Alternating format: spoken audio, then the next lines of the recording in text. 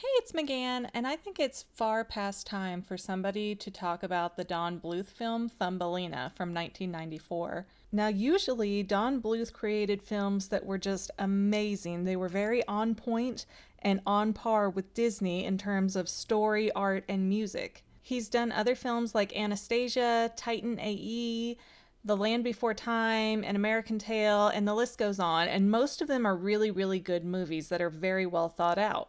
Thumbelina, though, has some pretty big and weird plot holes. It seems like the Don Bluth company suddenly decided that, hey, we want to make a fairy tale because Disney is getting a lot of popularity with things like Beauty and the Beast and The Little Mermaid and Aladdin. So let's try to grab onto those coattails. It didn't quite work out, and the movie was considered a financial flop at the box office.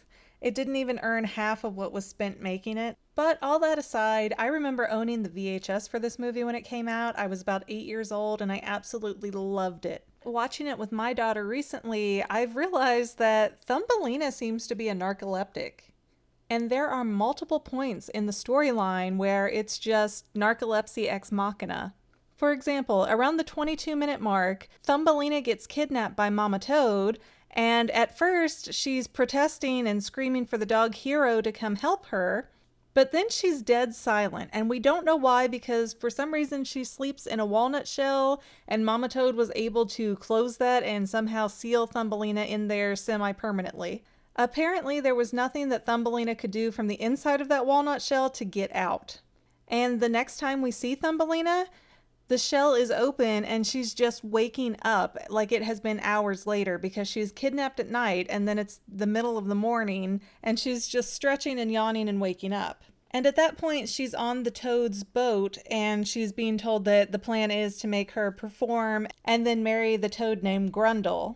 And the only reason that this is able to happen is because Thumbelina conveniently falls asleep while she's being kidnapped. Now, about 10 minutes later, around the 32-minute mark, the character Giacomo comes in to help Thumbelina escape. The lily pad that Thumbelina is on starts going down this river, and there's a waterfall at the end of it, and it becomes a very dangerous, stressful situation. She's saved from going over the cliff right as a fish comes out of nowhere and flips its tail and sends the lily pad backward so that all the animals can rally to Thumbelina's rescue and drag her to shore. But shortly after the fishtail flips the lily pad back farther away from the waterfall, Thumbelina is seen just collapsing as the animals are ushering her to the shore. It's out of nowhere that she's standing and then she just falls down. And then a minute or so later, she starts waking up once she's on the shore and in safety. Narcolepsy itself is generally defined as having sudden bouts of sleep without warning, and it is believed to have a connection to high amounts of stress. When a narcoleptic is asleep, it is very hard to wake them up, and even normal sounds and alarm clocks that would wake up a normal person would not wake up a narcoleptic. Basically, a narcoleptic is asleep until their body suddenly decides that it's time to get up, and no amount of force otherwise is going to make that person wake up.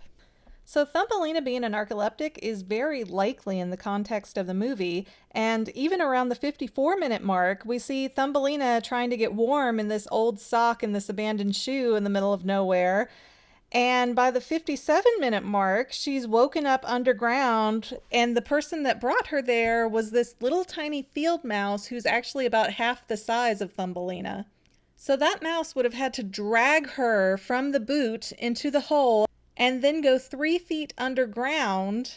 How in the world does something like that happen and you have no idea? And if you go back to about the 45-minute mark, after Thumbelina and the beetle do their little weird song and dance number, then the beetle says she's ugly, and then I guess the beetle abandons her and takes off. It's really unclear what happens there or how she gets on this little cliff by a dandelion. But we know it's the middle of the night and Thumbelina is just sitting there hugging her legs. It almost seems like she just woke up and she has no idea where she is. And how could all of those things be possible unless Thumbelina has the disability of narcolepsy? Now, funny enough, at the wedding where Thumbelina is about to marry the mole, she finally starts thinking for herself for the first time in the entire movie. So she refuses to marry the mole, runs out of her wedding. The frog Grundle shows up and says, "No, you're going to marry me." And Thumbelina says, "No, I'm not marrying you," and runs past him. Then the beetle shows up and tries to grab her, but she escapes from the beetle. And so it makes the movie kind of imply that when Thumbelina gives up on Cornelius, the fairy prince, coming back for her, she gains this kind of superpower that lets her overcome her disability of narcolepsy.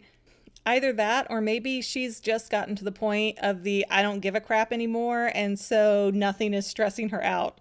But I'm going to stick with the superpower theory for just a second, because a few minutes later, Prince Cornelius returns, and Thumbelina is so happy and excited, and he lifts her up, and all of a sudden she magically forms these wings.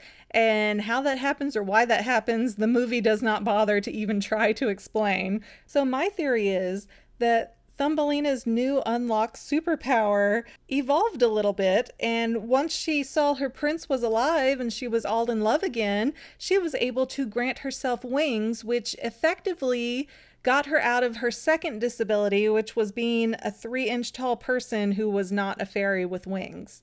And that is my Thumbelina theory, so feel free to make any comments you have about that in the comment section below. Thanks for watching.